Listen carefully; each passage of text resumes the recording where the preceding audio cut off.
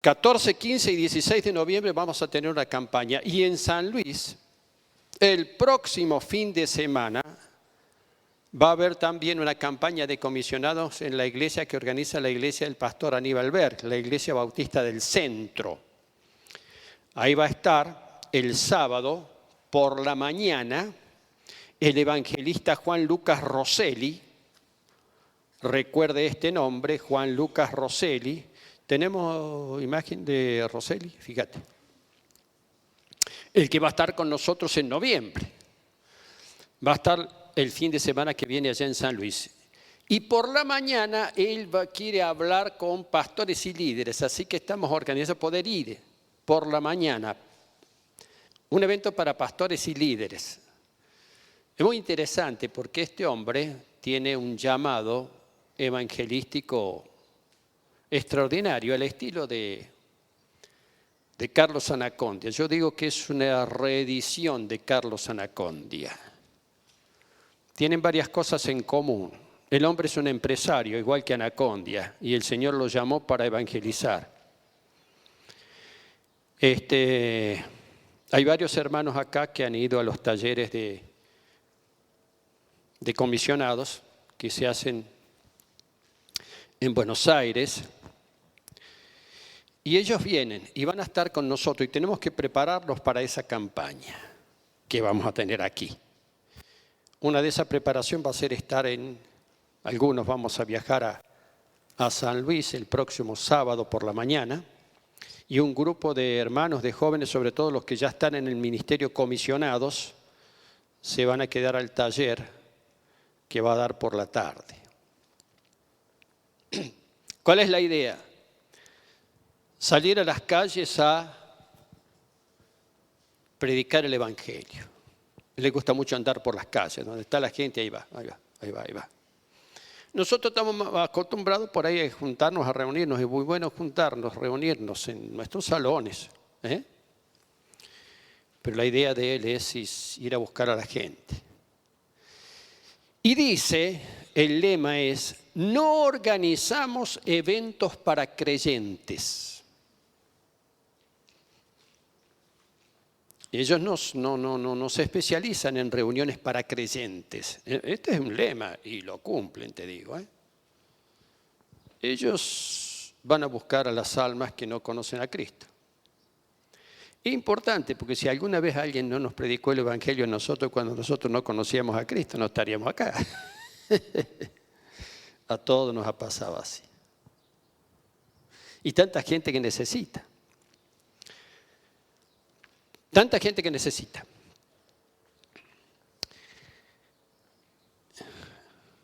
¿Necesitamos qué? ¿Qué necesitamos? Nosotros somos conscientes de lo que necesitamos. La verdad que no lo sé. Ya que me estás grabando, digo que hoy es domingo 12 de octubre de 2025, estamos aquí en Villa Mercedes, San Luis, República Argentina. Y la prédica de hoy se titula ¿Sabemos lo que necesitamos? Sabemos lo que necesitamos. Interesante, porque la palabra dice que Dios conoce nuestras necesidades. Dios las conoce. Vuestro Padre sabe de qué cosas ustedes tienen necesidad antes de que ustedes se lo pidan. Dejo este versículo para más adelante, pero la pregunta es si nosotros conocemos nuestras necesidades. Sí, por supuesto, algunas necesidades las conocemos, sabemos. Necesito un trabajo nuevo. Sí. Pero muchas veces desconocemos nuestras necesidades profundas. A las necesidades profundas nosotros muchas veces las desconocemos. Y las necesidades profundas tienen influencia sobre las necesidades inmediatas. ¿Qué es una necesidad inmediata? Bueno, yo necesito no sé qué. Por ejemplo, si un trabajo nuevo sería como una necesidad inmediata, pero la necesidad profunda, esa la conoce Dios. Dice el libro de los Hechos en el capítulo 3. Pedro y Juan subían juntos al templo a la hora novena, la de la oración. Y era traído un hombre cojo de nacimiento, a quien ponían cada día a la puerta del templo, que se llama La Hermosa, para que pidiese limosna de los que entraban en el templo. Cuando vio a Pedro y a Juan que iban a entrar en el templo, les rogaba que le diesen limosna. El hombre necesitado, impedido, vivía gracias a las dádivas de la gente. Tenemos hoy en día,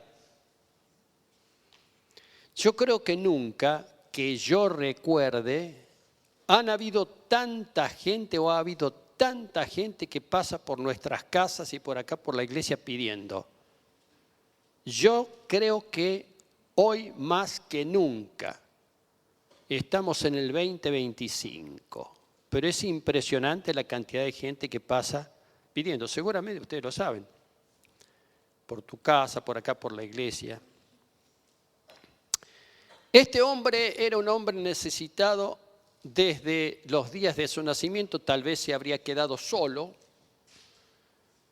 era cojo, era rengo, no podía andar, no podía caminar bien, de tal manera que dice que lo ponían, fíjese, otros, lo ponían cada día en la puerta del templo que se llama La Hermosa para que pidiese limosnas de los que estaban en el templo. Alguien lo traía y lo depositaba ahí. Y el hombre pedía limosna y la gente le daba. De eso vivía.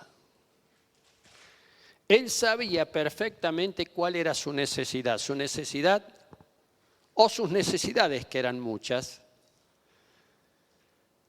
entre las cuales que no podía andar, tal vez no podía trabajar, no podía caminar y todos los días necesitaba comer, necesitaba vestirse, necesitaba abrigarse en el invierno. Eso estaba muy claro, eso él lo tenía presente. Y lo tenía presente también la gente que lo ayudaba. ¿Pero lo ayudaba a qué? A pedir limosna. Entonces lo traían, lo ponían ahí. A lo mejor habría una comisión para los que los traían, no lo sabemos. No lo sabemos, eso no lo dice la palabra. Pero el hecho cierto es que Pedro y Juan, comenzando la actividad de la iglesia era muy nuevita. Hacía pocos días que había venido el Espíritu Santo, el día de Pentecostés, y allí estaban los apóstoles. Todavía con la costumbre de ir al templo judío, ellos dos eran judíos, Pedro y Juan eran judíos. Ir al templo a adorar a Dios.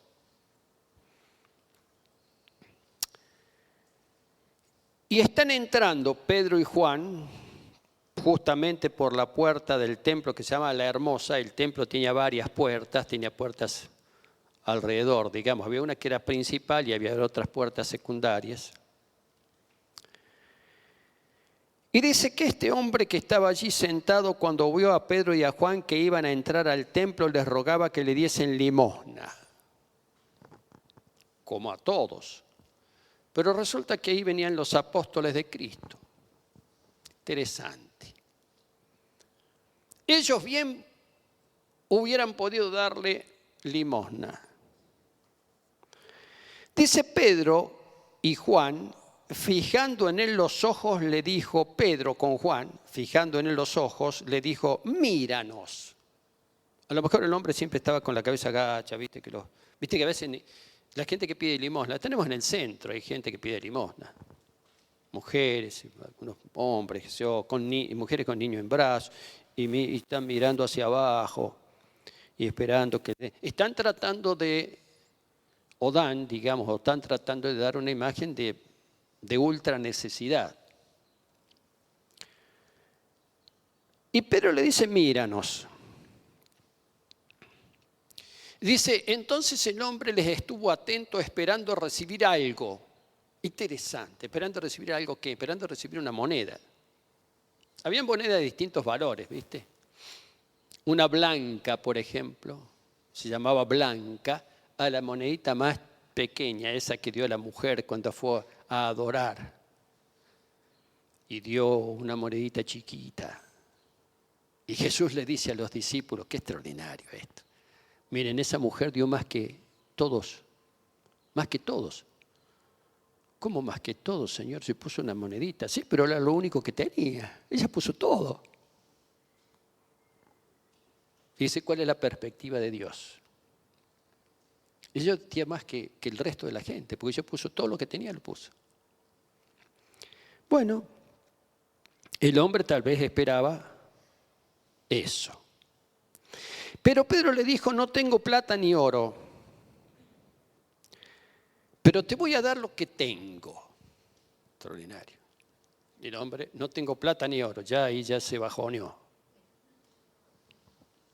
Pero te voy a dar lo que tengo. Nunca esperó lo que iba a recibir. En el nombre de pero lo que tengo te doy. En el nombre de Jesucristo de Nazaret, levántate y anda. Y lo tomó por la mano derecha y el hombre con gran esfuerzo se levanta y a lo mejor con dolor, qué sé yo, y Pedro lo ayuda a levantarse y el hombre se pone de pie. Nunca se había parado así como se paró ahí frente a la puerta La Hermosa. Nunca en toda su vida. Y se le afirmaron los pies. Imagínense todos esos miembros entumecidos, todos los tendones y los músculos. Viste que cuando una persona, qué sé yo, es operada y está mucho tiempo sin hacer actividad y que se tiene que hacer una rehabilitación y los músculos tienen que fortalecerse y vas al fisioterapeuta y haces así, te duele, en fin, tantos testimonios de estos hay, ¿no? Aún los mismos deportistas, cuando son operados de la rodilla, futbolistas, tipo que y están ahí y con rehabilitación y qué sé yo, están 1 mes, 2 meses, hasta que finalmente se les restituye todas las funciones motrices y pueden continuar con su actividad. Este hombre no es que podía continuar, nunca tuvo esa actividad. Y al momento se le afirmaron los pies y tobillos. Mirá vos la descripción, ¿no? Lucas es el que escribe el libro de los Hechos. Y anduvo. Y saltando, no dice, y saltando se puso en pie y anduvo. Y entró con ellos al templo, andando, saltando y alabando a Dios. Él no sabía ninguna de las 3 cosas. No sabía lo que era andar, no sabía lo que era saltar y tampoco sabía lo que era alabar a Dios. Vaya, y el hombre estaba esperando una monedita. Y Dios tenía para él otra que monedita, tenía muchas más cosas, pero mucho más. Y todo el pueblo le vio andar y alabar a Dios. Y le reconocían que era el que se sentaba a pedir limosna a la puerta del templo La Hermosa. Y se llenaron de asombro y espanto por lo que había sucedido. El resto de la gente reaccionó como suele reaccionar la gente, que no cree. Andás a ver qué es esto, que quiénes son estos que han venido y han hecho. Nunca habían visto eso, por supuesto. Nunca habían visto eso, por supuesto. Una cosa muy interesante es, el hombre esperaba recibir algo conforme a la necesidad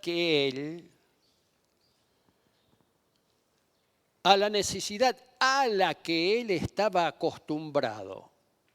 ¿Cuál era la necesidad a la que él estaba acostumbrado? A recibir una moneda. Esa moneda o esas monedas le servían a él para vivir, para sobrevivir, para tener alimento, para tener abrigo, en fin. Él estaba acostumbrado a esa necesidad, porque de ninguna manera se le ocurría que podía suplirse otra necesidad que él tenía u otras necesidades que él tenía. De ninguna manera se le ocurría al hombre pensar que podía caminar, andar y saltar. Y de ninguna manera se le ocurría al hombre que podía conocer la gracia de Dios de tal manera de alabar. Él estaba ahí resignado a su suerte. Él estaba ahí acostumbrado a esa vida. Qué cosa interesante. El hombre, mis queridos, el ser humano, se acostumbra a cualquier tipo de vida. El ser humano se acostumbra a cualquier tipo de vida, sea buena o sea mala. Puede ser una mala vida, pero ya te acostumbras y ya estás así en esa. Este se había acostumbrado a esa vida. Suponía que no tenía ninguna alternativa, no había alternativa para él. Y todo el mundo se había acostumbrado a verlo de esa manera. Porque es muy interesante también cómo nos ve la gente. ¿Cuál es la mirada de la gente? Porque en cuanto a la mirada de la gente, o en definitiva también lo que nosotros proyectamos. Si nosotros proyectamos que somos desvalidos, la gente nos va a interpretar y nos va a reconocer como un desvalido, como en este caso. Algunos, con una cierta misericordia, o no sabemos con qué motivo, se encargaban de ponerlo a este frente a la puerta de la Hermosa, donde acudía mucha gente, ahí iba a recibir, y recibía.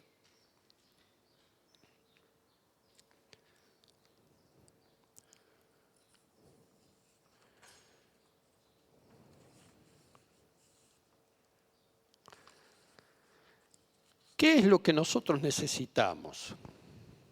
Hay una cosa muy interesante, porque la palabra de Dios dice en Mateo que Dios conoce nuestras necesidades antes que nosotros la pidamos.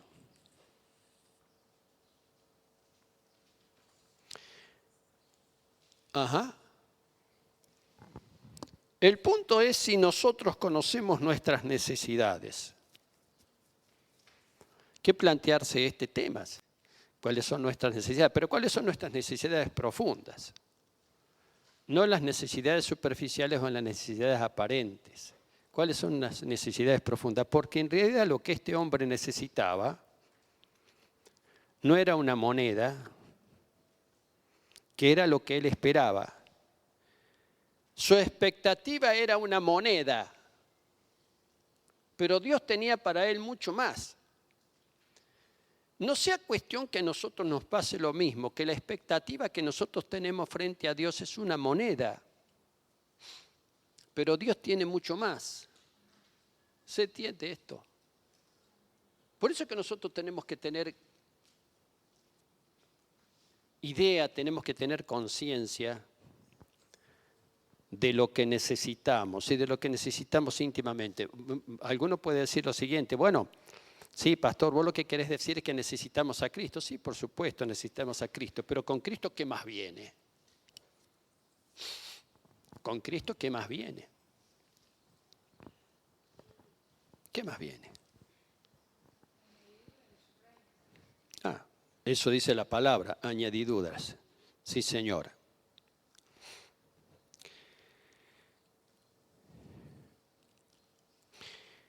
Hay un texto en el libro de Ezequiel, capítulo 47, que yo voy a leer el texto después voy a explicar un poquito más. Mejor dicho, explico primero. Ezequiel, el profeta Ezequiel, era un hombre de visiones extraordinarias. Extraordinarias. Muchos dicen que Ezequiel vio platos voladores y profetizó platos voladores porque el texto hace ver como unos elementos raros que nosotros hoy en día identificaríamos como platos voladores o como naves extraterrestres. Lo cierto es que el profeta Ezequiel tenía visiones. Como era un profeta que vivió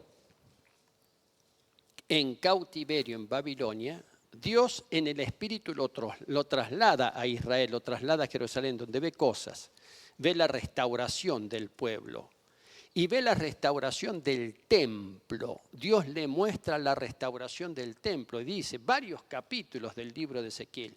Y Dios me llevó y me hizo recorrer el templo por aquí y por allá y vi esto, vi esto. El templo estaba destruido. El templo estaba destruido, pero Dios le da a Ezequiel una visión de lo que es la restauración, de lo que es el poder de Dios. Dios quiere que Ezequiel transmita eso al pueblo. Que él transmita el poder de la restauración de Dios. El pueblo, bajoneado, afligido. Entonces dice, en determinado momento, en el capítulo 47, en esa visión que tiene Ezequiel, dice, y salió el varón hacia el oriente, llevando un cordel en su mano, y midió 1000 codos, y me hizo pasar por las aguas hasta los tobillos, porque él ve, le hacen dar vuelta el templo, salir por una puerta y dar la vuelta y pasar, y ve que la puerta que da al oriente, el templo tenía puertas hacia 3 puntos cardinales, la puerta que da al oriente, de la puerta que da al oriente del lado derecho fluían aguas, del templo fluían aguas, y esa es la visión que tiene Ezequiel, lo hace dar vuelta, dice el varón ese que lo hace dar vuelta, y ve que están saliendo aguas, dice, y salió el varón hacia el oriente, llevando un cordel en su mano, y midió 1000 codos, y me hizo pasar por las aguas hasta los tobillos. Acá hay una cosa interesante. Los profetas, mis queridos, una cosa muy interesante. Los profetas no eran solamente gente que hablaba, era gente que experimentaba. Era gente a la cual Dios, eran varones a los cuales Dios los hacía pasar por cuestiones, por circunstancias. No eran solamente que recibían, estaban algo recibían, como si estuvieran perdidos en la montaña, ya, qué sé yo, a lo lejos, como y Dios les daba. No, ellos estaban metidos en medio de las cuestiones. Este mismo Ezequiel dice que recibió visión por primera vez cuando iba con los cautivos, que iban llevados en cautiverio. Estaba con los cautivos allí que habían sido sacados por los babilonios, junto al río Quebar, dice. Yo estaba junto al río Quebar con los cautivos, un río que está en Babilonia. Y los cielos se abrieron, dice. Y vi visiones de Dios. Así tiene él también una visión. Esas aguas que salen de la puerta que da al oriente, y lo hace atravesar, y había un varón, llevaba un cordel en su mano, y midió 1000 codos. 1000 codos son 400 metros, un codo son 40 centímetros, más o menos, ¿no? 350, 400 metros. Y me hizo pasar por las aguas hasta los tobillos. Midió otros 1000 y me hizo pasar por las aguas hasta las rodillas. Midió luego otros 1000 y me hizo pasar por las aguas hasta los lomos, por la espalda. Midió otros 1000 y era ya un río que yo no podía pasar porque las aguas habían crecido de manera que el río no se podía pasar sino a nado. Esta es la visión que tiene Ezequiel. Y ese río, ese es un río de aguas que alimenta cuando llega al mar. El mar cobra vida y se multiplican los peces y se multiplican las cosas. Y dice, al Arabá. El río ese iba al Arabá. ¿Qué es el Arabá? El Arabá es una región desértica, una planicie. Ahí en la planicie del Arabá, toda una planicie, se encuentra el mar Muerto. Pero estas aguas no desembocan en el, sino que van al mar. Y son aguas que riegan la tierra y la hacen germinar, la hacen producir.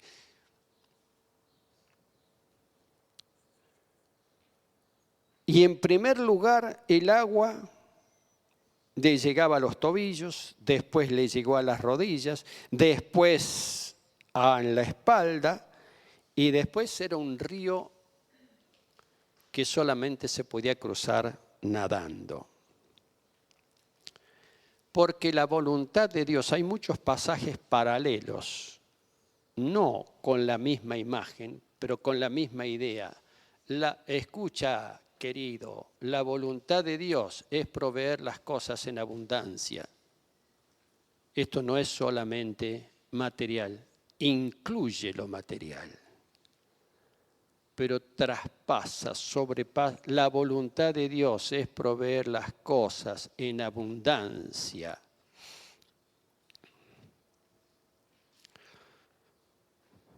Dice la palabra de Dios en la carta a los Corintios, que Dios es capaz de proveer las cosas tan abundantemente, de tal manera que no solamente nosotros no tengamos necesidades, sino que tengamos abundancia para proveer a las necesidades de otros. Extraordinario.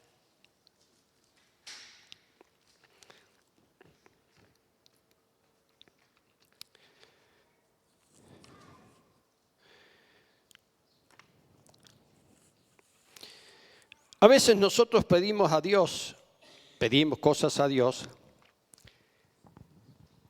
A veces frustramos porque Dios no provee, pero acá la pregunta es la siguiente. No siempre pedimos lo que verdaderamente necesitamos porque muchas veces, escuche, desconocemos lo que verdaderamente necesitamos.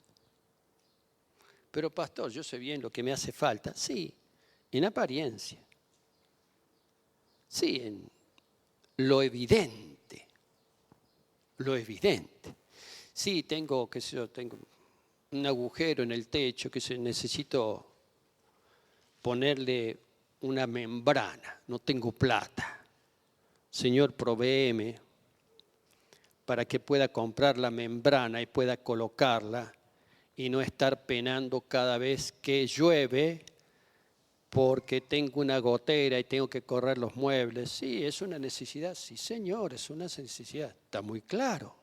Y está bien pedirle a Dios que Dios provea. Pero esa es una necesidad evidente. ¿Cuál es la necesidad profunda? Tal vez no he sabido cuidar mi casa, de tal manera que llegué a esta situación de la gotera. Y pongo el ejemplo de la gotera por poner un ejemplo sencillo. Pero ¿de dónde vienen nuestras necesidades y cuáles son nuestras necesidades profundas? La cosa es que la palabra dice que Dios las conoce. Vuestro Padre Celestial sabe qué cosas necesitan ustedes antes de que se lo pidan. Pero esa no es la pregunta si Dios conoce o no conoce. No tendría sentido esa pregunta del Dios eterno que todo lo conoce. La pregunta con sentido es, ¿y cuáles son mis reales necesidades? ¿Y por qué estoy en esta situación? ¿Qué me ha faltado? ¿Qué me ha faltado? Por un lado. Y por otro lado, ¿qué espero de Dios? Una moneda. Ese no sería Dios si solamente me va a dar una moneda. Una moneda me la puede dar cualquiera. El hombre, el rengo ahí en la puerta, los para a los apóstoles con la idea de pedirle una moneda. Una moneda de esto, otra moneda de esto, otro. No interpreta. Y los apóstoles, con esa gracia, con ese poder y con esa unción que les daba el Espíritu Santo, le dice Pedro, muy interesante, míranos, mírame la cara, mírame los ojos, mírame. Es como si Dios, como si el Señor Jesús le está diciendo, mírame, a ver, mírame.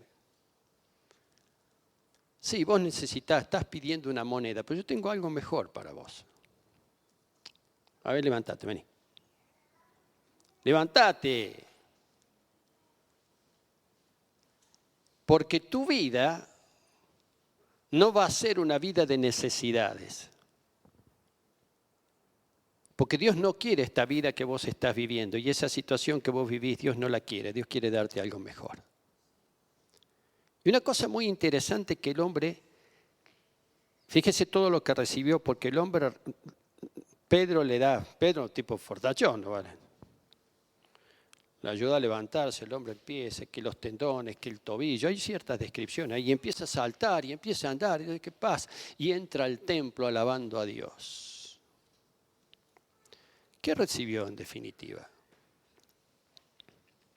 Recibió vida, recibió la gracia de Dios y lo transformó. ¿Qué suponemos que siguió haciendo ese hombre? ¿Siguió dando lástima? ¿Siguió pidiendo? ¿Qué? ¿Qué suponemos? Suponemos que no, suponemos que el hombre se levantó. La palabra no habla más de él. Lo único que dice que entró alabando a Dios con los apóstoles. No se sabe ni siquiera el nombre, no se sabe. Pero recibió mucho más y eso transformó su vida, la cambió.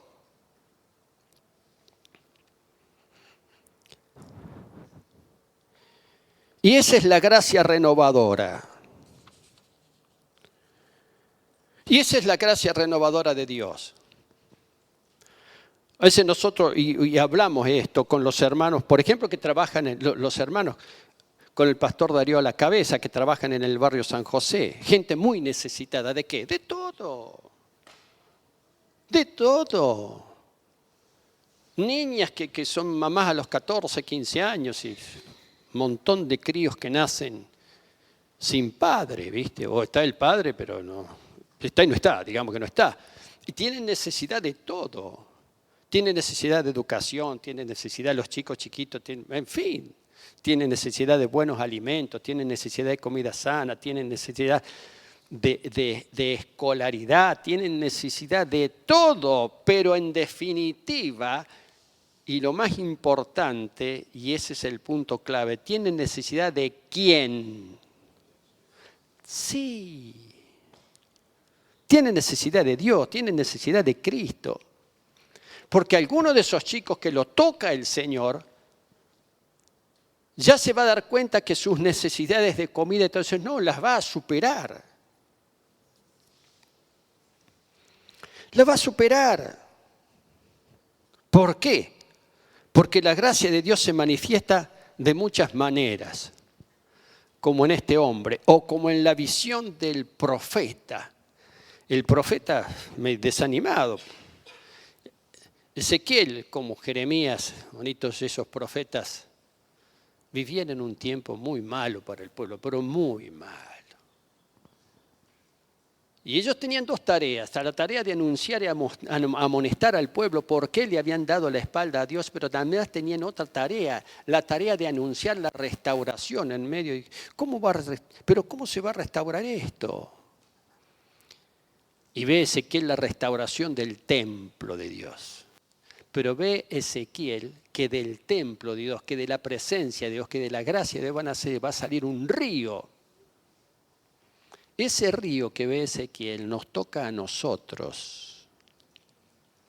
¿Cuántos siglos después? 2500 años después, ese río que ve el profeta, esas aguas salutíferas, esa gracia de Dios, ese mover de Dios, nos toca a nosotros. En estos tiempos. Y produce esa gracia, produce esa cosa extraordinaria.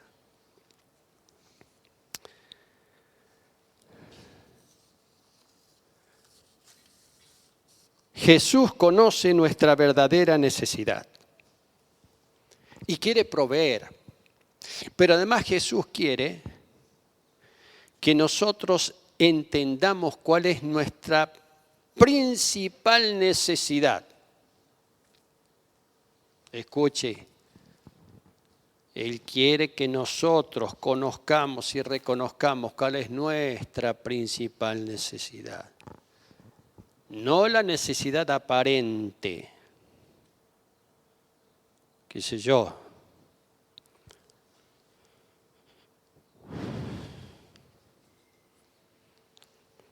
¿Qué es real?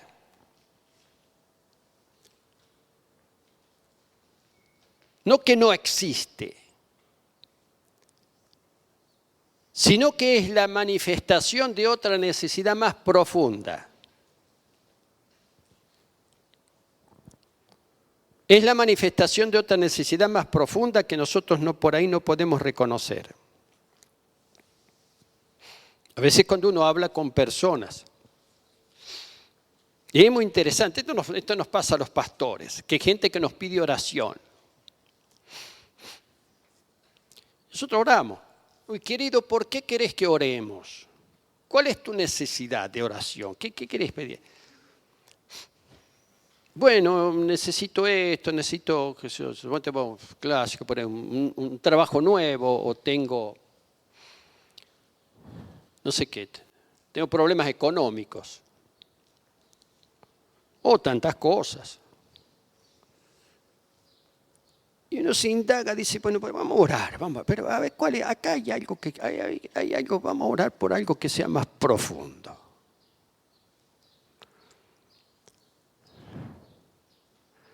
Vamos a orar por la renguera, ¿no? La renguera del hombre, o esa incapacidad para andar. Vamos a orar por ahí. ¿Y dónde está eso? Señor, levanta esto. Entonces las cuestiones colaterales se empiezan a acomodar. Cuando ponemos delante de Dios la necesidad, el meollo de nuestras necesidades, qué cosa extraordinaria, ¿no? Y esto, mis queridos, se traslada a todo, se puede trasladar a la familia, se puede trasladar a una nación. A una nación. Nosotros decimos, a ver, bueno, ahora, viste, rápidamente lo digo, sin entrar en cuestiones políticas, rápidamente, bueno, el gobierno está contento porque Estados Unidos, que es un país rico, nos va a dar 20.000 millones de dólares con un swap, con esto. ¿Es bueno? Sí, es bueno. ¿Eso va a solucionar nuestras cosas? No, no las va a solucionar. Pastor, ¿cómo sos tan amargo? No, porque este país, mis queridos, tiene necesidades y tiene cuestiones que vienen de décadas y décadas y décadas. Y hay algunas cosas fundamentales que necesita nuestra patria, que no las cubre el swap.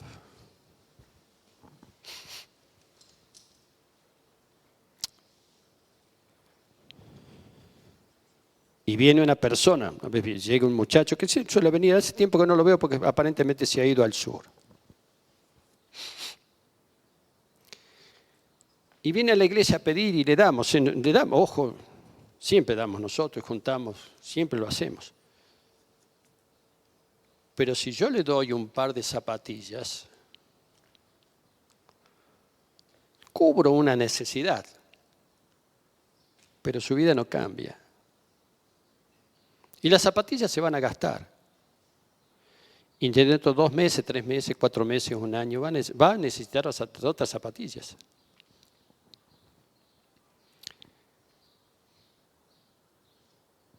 ¿Y saben qué? Es difícil porque mucha gente, aún los creyentes, por ahí desconocemos nuestra verdadera necesidad. ¿Qué nos está haciendo falta? ¿Qué nos está haciendo falta? Para decir, bueno, voy a pedir esto. Ahora, ¿cuál es la obra de Dios? La obra de Dios es que Dios obra de tal manera que no solamente cubre esa necesidad que nosotros tenemos, sino que nos potencia para que nosotros ya no seamos limosneros, sino que seamos gente que pueda dar, que pueda ayudar a otros, que pueda... Fíjate cómo, porque lo que Dios quiere hacer es revertir lo que es una necesidad, Dios lo transforma en una gracia. ¿Qué es una gracia? Algo que sirve para revertir la vida, ¿no?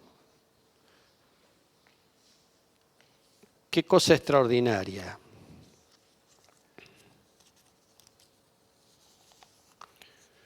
Qué cosa extraordinaria. Hay tantos ejemplos de personas un ejemplo clásico, de personas que están en situación de adicciones, por ejemplo. El adicto, a lo que sea, siempre va a demandar cosas. Ustedes saben que el adicto a las drogas o al alcohol, qué sé yo, va a robar para suplir su necesidad inmediata. ¿Cuál es su necesidad inmediata? El veneno. Entonces va a robar para suplir su necesidad inmediata. ¿Cuál es su necesidad inmediata? El veneno que lo mata, la droga, lo que sea, o el alcohol, lo que sea. Parece loco, porque lo que más necesita esa persona es lo que lo está matando.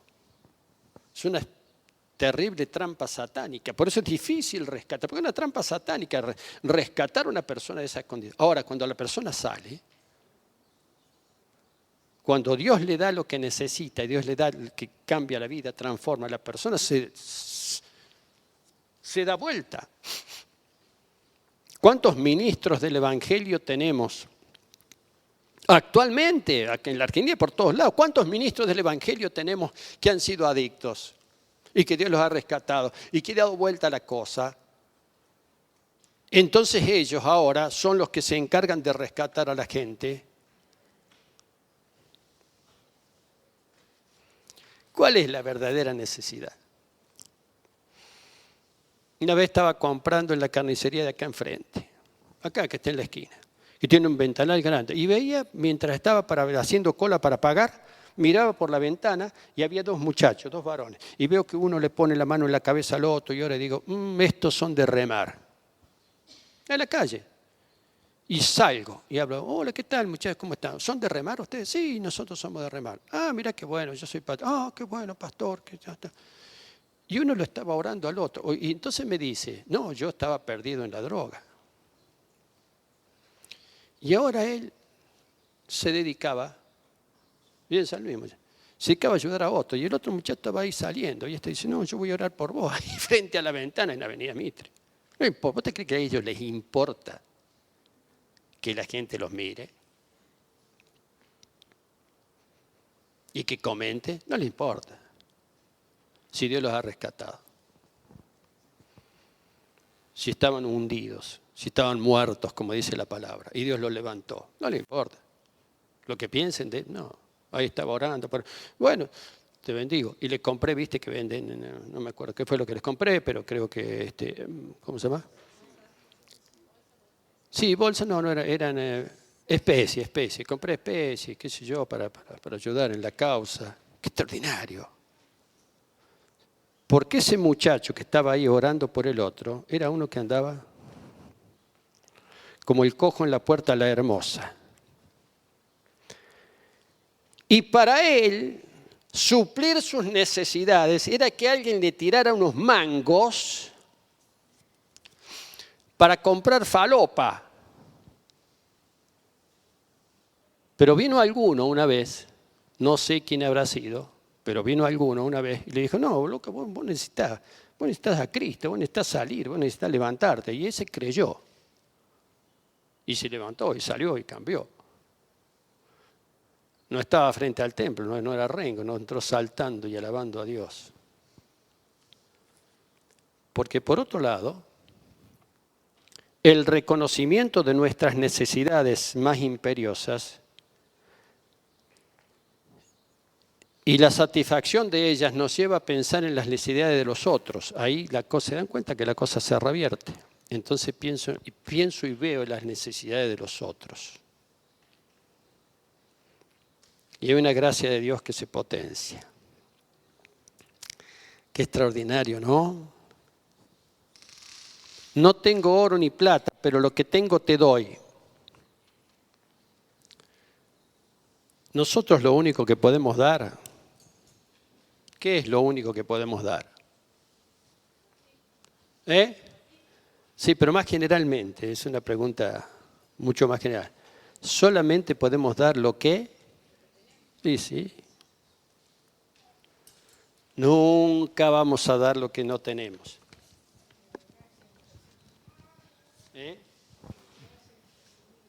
Lo que hemos recibido, lo que tenemos. Lo que tenemos. Bueno, un punto fundamental de este asunto es poder reconocer nuestras necesidades y poder pedirle a Dios lo que verdaderamente necesitamos. Y a veces no lo sabemos, porque la misma palabra dice que hemos de orar como conviene, dice, no lo sabemos. Pero el Espíritu mismo intercede por nosotros con gemidos indecibles. Y por otro lado decir, bueno, Señor, a ver qué, acá estoy, no sé qué hacer, no sé qué decir. Bueno, necesito que me guíes, necesito que me hagas ver, necesito que me hagas entender. Necesito que me hagas ver cuáles son mis necesidades más profundas, porque de ahí viene la historia, de ahí comienza la gracia, comienza la vida, comienza la restauración. Qué extraordinario, ¿no? Ni siquiera sabemos el nombre de ese hombre. Es un anónimo de la palabra, pero está en la palabra para ejemplo de lo que es la gracia, el don y la bendición de Dios nuestro Padre. Amén. Amén. Dale un aplauso al Señor.